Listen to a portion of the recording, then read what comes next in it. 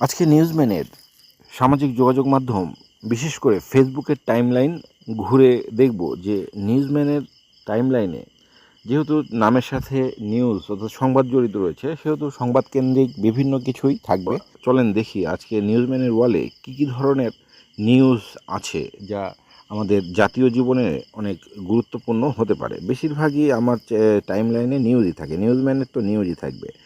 সেই নিউজগুলোই দেখি। ফার্স্টে একজনের নিউজ চোখে পড়লো, সেটি কালের কণ্ঠের একটি ফটোকার্ড। সেখানে বলা হচ্ছে আত্রাইকে দুঃখিত, আত্রাইকে নদী বলা যাবে না। এই ধরনের আত্রাইকে নদী বলা যাবে না, খাল হয়ে গেছে। পানি সম্পদ মন্ত্রী অর্থাৎ শহীদুদ্দিন চৌধুরী অ্যানি এই কথাটি বলেছিলেন। এটি আসলে একটি আঞ্চলিক পর্যায়ে নিউজ হয়েছে। এরপরে আত্রাই নওগাঁয়ের আরেকটি নিউজ এখানে এসেছে।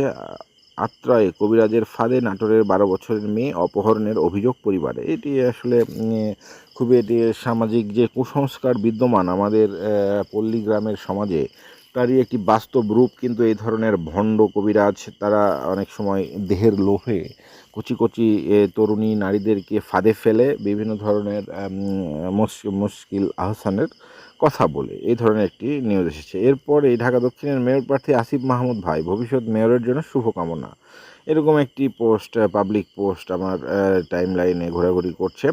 তারপরে এই যে আলোচিত সমালোচিত ডাকসুর যে নেতা, শিবির প্যানেলের ছাত্র শিবিরের ডাকসু নেতা, ইতিহাস সৃষ্টিকারী, কেননা ইতিহাসে এই প্রথমেই শিবির স্বনামে ঢাকা বিশ্ববিদ্যালয়ের মতো জায়গায় ডাকসুতে ফুল প্যানেলে জয় পেয়েছে। তো সে বলছে ৭২ সংবিধানকে আঁকড়ে ধরে থাকতে চাইছে তারেক, জনগণের সরকার নয়।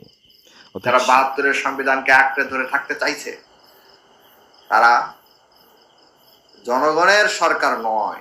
সালাউদ্দিন আহমেদ সাহেবরা কথায় কথায় বলেন। আচ্ছা, এই যে ইচড়ে পাকা এর কথা শুনতে ইচ্ছা করছে না। এই বজ্জাত, এটি একটি বজ্জাত শ্রেণীর লোক। আচ্ছা, ছাত্র শিবিরের সাথে আসলে বজ্জাত ছাড়া ভালো কোনো লোক থাকে না। সে তার এখনও তার শিক্ষা জীবনে শেষ হয়নি। ছাত্র প্রতিনিধিত্ব মানে ছাত্রদের প্রতিনিধি বলতে পারেন, মানে সো কল্ড আর কি। এটা ঢাকা বিশ্ববিদ্যালয়ের আমি একজন সাবেক শিক্ষার্থী। এটা জার্নালিজম, ম্যাস কমিউনিকেশন জার্নালিজমের, সেখানে আমার অনার্স ডিগ্রি এবং মাস্টার্স ডিগ্রি রয়েছে। যেহেতু নিউজম্যানের চ্যানেল, সেহেতু অবশ্যই আমার ব্যাকগ্রাউন্ডই এরকম। তো সেই হিসেবে সেই ইউনিভার্সিটির আমার অনুজ মানে ছোট ভাই, মানে সতীর্থ বলা যায়, কারণ আমি তো সেই ইউনিভার্সিটি। তো তার ইচড়ে পাকা সে সালা মানে জাতীয় পর্যায়ের নেতাদেরকে সে মানে কীভাবে কথা বলছে, এটি আমার আসলে বোধগম্য নয়, আমার ভালো লাগলো না এটি। এরপরে একটি নিউজ আছে, সেটি হচ্ছে যে এই জেনারেশন যতদিন বেঁচে থাকবে সংগ্রাম লড়াই জারি রাখবে, সাদিক কায়েম। এও একটা গুপ্ত লোক, এর আর কথা কি বলবো। এটি এনটিভি এই নিউজটি এখানে ছেড়েছে। আর মোসাদ্দেকেরটা ছেড়েছে কে, কি সদ্যসংবাদ.com এই দাঁতাল মোসাদ্দেকের। আর এরপরে সাদিক কায়েমেরটা ছেড়েছে এনটিভি।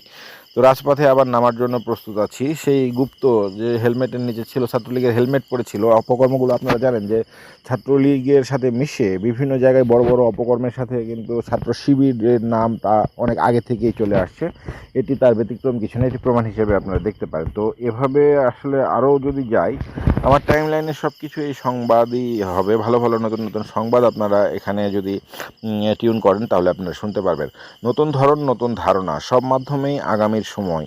এ ধরনের আগামীর সময় একটি সংবাদ মাধ্যম, নতুন একটি সংবাদ মাধ্যম আগামীর সময়, সেটি হচ্ছে যে আসার বিজ্ঞাপন দিয়েছে ফেসবুকে। এরপরে আরেকটি প্রায় মানে প্রোফাইল পোস্ট, ফয়সাল আলম নামে আমার এক ছোটো ভাই, এই নূর বাহাদুর, সেও একজন সংগঠক ছিল বিশ্ববিদ্যালয় পর্যায়ে। সেই ঢাকা বিশ্ববিদ্যালয়ে যখন এখন যে ডাকসুর নেতারা এরকম করছে, তাদের বীজ বপন করেছিল এই নূর বাহাদুররা। ইরানের পক্ষে যেসব রাষ্ট্র, তাদের মধ্যে মুসলিম কয়টা, এ ধরনের কথা সে বলছে। তারপরে এটি আমার তানভীর নেওয়াজ, সে আমার খালাতো ভাই সম্পর্কে, মানে কাজিন, ফার্স্ট কাজিনই। তো সে এখন কন্টেন্ট ক্রিয়েটর, এগ্রিকালচার বেসড তার চ্যানেল, মানে সে কন্টেন্ট দেয়, বেশ ভালো ফ্যান ফলোয়ার রয়েছে তার। মানে বেশ সে একটি নতুন একটি সংবাদ দিয়েছে কৃষকদের জন্য, মেশিন দিয়ে গম কাটলে লেবার খরচ কম লাগে, অর্থাৎ মেশিন মানে ইন্ডাস্ট্রিয়ালাইজেশনের পক্ষে সে একটি পোস্ট দিয়েছে। এরপরে মাসুদ অরুণ, ইনি বিএনপির সংসদ সদস্য পদপ্রার্থী ছিলেন এবং তিনি হেরেছেন, এই জন্য তিনি বিষণ্ণ ধরনের একটি ছবি দিয়েছেন। তো এভাবে যেতে থাকলে আমার এই যে নিউজম্যানের টাইমলাইন নিউজ কেন্দ্রিকই থাকবে এবং সবই গুরুত্বপূর্ণ নিউজ থাকবে। তাই বলছি যে আর এই যে নিউজম্যান 24 বিডি নাম রাখলাম, এর পিছনেও কিন্তু অনেক ভালো ভালো, মানে আমি আগাগোড়াই একজন সাংবাদিকতার মানুষ, এই উচ্চশিক্ষা রয়েছে এখানে, টেলিভিশনের সাংবাদিকতার হাতেখড়ি 21 টেলিভিশনের মাধ্যমে সেই 2009 সালের আগস্ট মাসে। এরপরে 11 সাল পর্যন্ত কাজ করলাম। 1 এপ্রিল থেকে এনটিভিতে গেলাম এবং এখানে 24 সালের এই নভেম্বর 31 তারিখ মানে পুরো 24 সাল মানে পর্যন্তই এই এনটিভিতেও কাজ করলাম, অর্থাৎ দীর্ঘ